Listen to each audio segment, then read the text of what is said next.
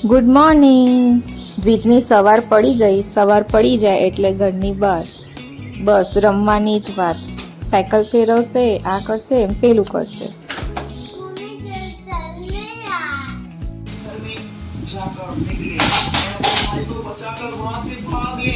लेकिन ये काम बहुत ही डिफिकल्ट होने वाला है दोस्तों.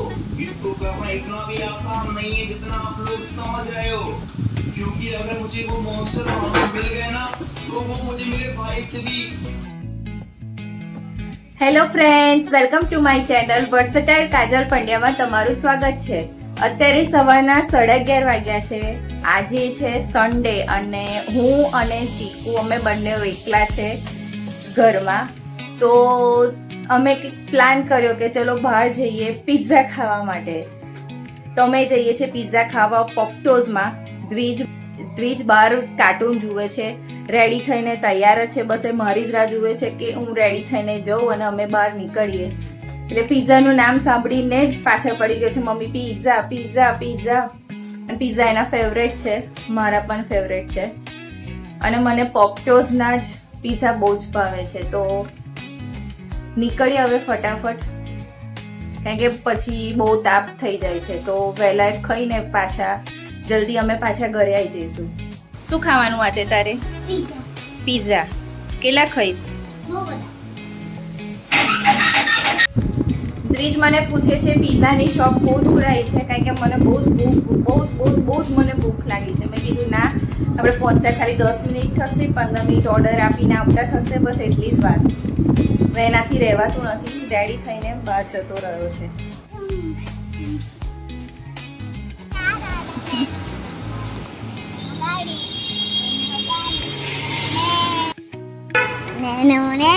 અત્યારે પોપ્ટોઝમાં કોઈ જ નથી, અમે 2 જ જણ છીએ. પહેલા કસ્ટમર અમે હોઈશું એવું લાગે છે. અને બધે જ એને નેનો મળી જ જાય.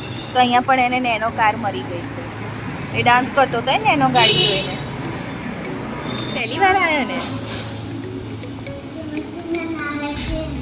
મસ્ત સુગંધ આવે છે. પિઝાનો ઓર્ડર કરવો પડે. હું હમણાં ઓર્ડર કરવા જઈશ, પછી બનાવીને આવશે. ઓકે?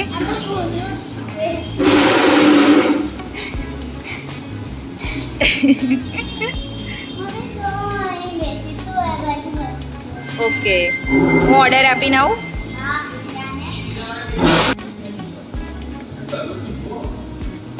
સુઈ ગયો.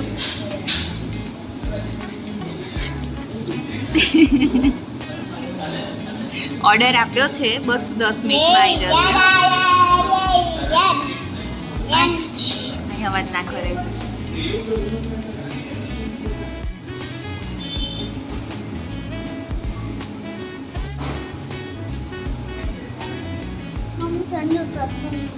ઠંડુ થશે.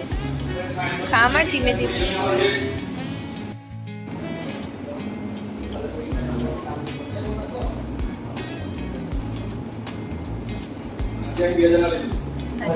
ઠંડુ થઈ ગયું બેટા? ખૂબ જ મોડું છે. 30 થઈ ગયું ઠંડુ. ચાલી ગયું. મોડી છે મસ્ત. મોડી તો છે.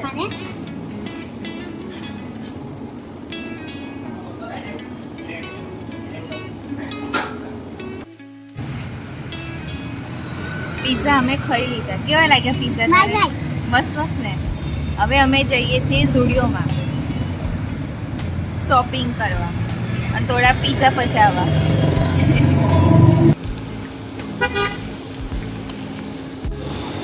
મમ્માના માપનું નથી, પણ મમ્માના પેલા સોસ જોઈ લઈએ. ચલ આને પછી મળે છે પેલી વાત.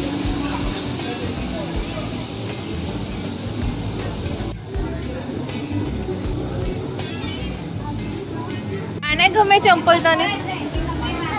આ મસ્ત છે. આના લો.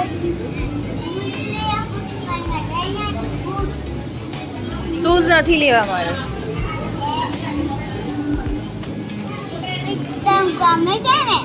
શું ગમે છે મને? લિપસ્ટિક બધી બહુ છે, એમાં નહીં જોઈતી. મારે ક્રોક્સ લેવા છે, ચંપલ.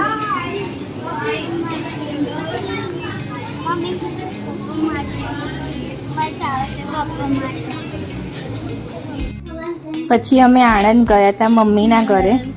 પ્રિયાનો ફોન આવ્યો હતો કે અમે અહીં આવી ગયા છે સુરતથી.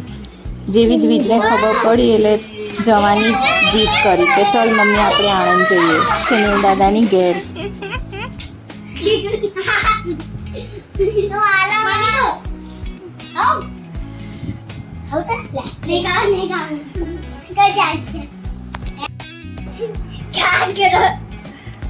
ઝુડિયોમાંથી પછી અમે અહીં આવ્યા છે આણંદ.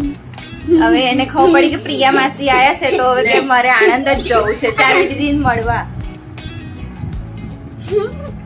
એની ફેવરેટ ચારવી દીદી હે ને.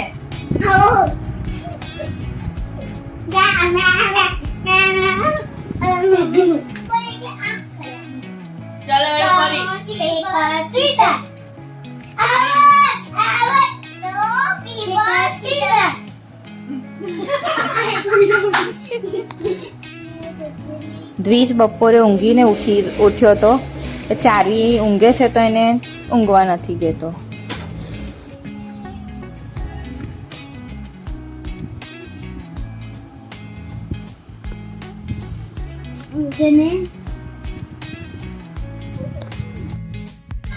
અત્યારે સાંજના 5:30 વાગ્યા છે. હું ને પ્રિયા અહીંયા મારા ઘરે આવ્યા છે કપડાં લેવા માટે. હવે દ્વિજ અમારી જોડે આવ્યો જ નહીં પાછો અહીંયા અને કહે છે કે આપણે ત્યાં આણંદ જ રહીશું એટલે વેકેશન કરવા મામાની ઘેર.